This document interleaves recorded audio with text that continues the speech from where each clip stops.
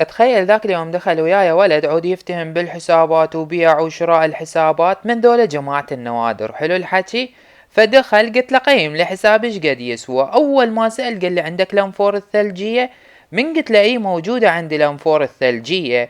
وقلت له عندي مو بس الانفور الثلجية، كل الثلجيات، الايكي، الانفور، الاوزي، اليو ام بي، السكار.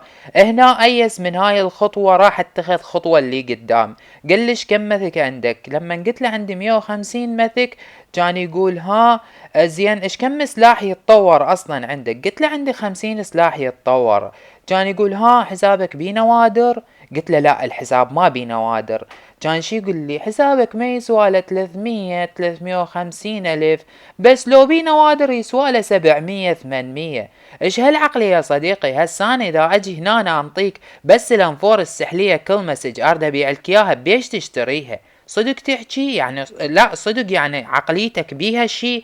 زين 50 سلاح اذا احسب كل سلاح ب5000 250 الف، 150 مثك لو كل مثك ب1000 دينار هاي صار 400 الف.